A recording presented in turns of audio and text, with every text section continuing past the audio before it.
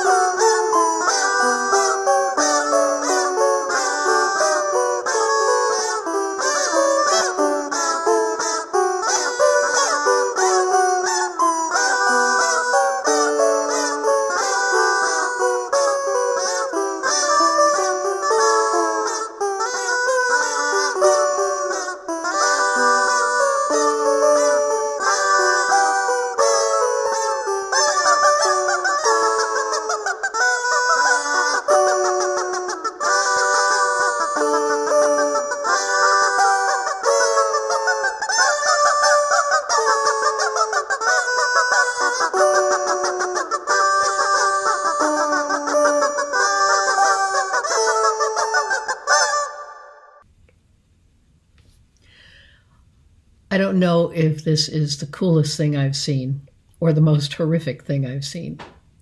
Either way, it made me laugh, and laughter is a good thing. It's a positive, life-giving thing. Now, unfortunately, I cannot come up with any way in the world to use rubber chickens in conjunction with Philip and James. But I think I can maybe connect life-affirming laughter to another life-giving thing that I ran into yesterday. Okay, it's a weak connection, but I really wanted to include the chickens. The life-giving thing I ran into yesterday was in an editorial in the New York Times.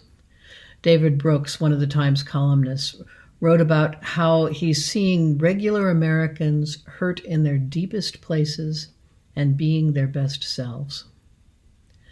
I see and hear about people being their best selves, whether it's members of Lord of Life like Sonia, who was up in the middle of the night trying to calm her niece with a song, or Alyssa, who you've heard sharing her music multiple times in these contemplations, Or parents juggling childcare and homeschooling and their own work and still doing it with a smile. Or sewers sewing mask after mask after mask. Or healthcare workers exhausted from their labors. Or folks reaching out to other folks who are alone, or people working together just to make it better. There are lots and lots of best selves coming out to meet the challenges of our times. David Brooks also wrote that he's hearing the same refrain as he listens to people during this pandemic. And that refrain is, we are standing at a portal to the future.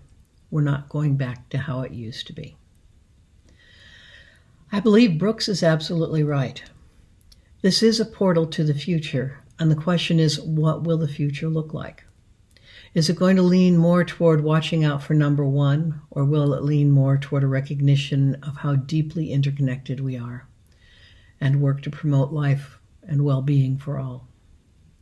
Will the future look more like people who are cut off from one another out of fear, or more like people reaching out to one another, loving neighbor, albeit with appropriate physical distance, but truly loving neighbor and valuing neighbor and being in relationship? We're in a unique time, and as the people of God, I think we are called in this time and in this place to embody Christ's compassion and grace and hope. As we stand at the portal of the future, I think we're called to ask, how can we be part of the good that God brings out of tragedy, of the life that Christ brings out of death? Okay, so what about the chickens in Pachelbel's canon? Well, give this a try. From a physiological perspective, we know that laughter decreases stress hormones and activates a reward system that I can't pronounce. But simply put, laughter has healing qualities. From a spiritual perspective, I think laughter is part of the abundant life that Jesus talks about. And it's a gift of God that reminds us that, well, Easter happened. Even death cannot overcome our God. Easter happened, and Easter keeps on happening. So if Pachelbel's canon played on rubber chickens reminded me of Easter and joy this morning, my response can only be, Alleluia, Christ is risen. Christ is risen indeed. Alleluia.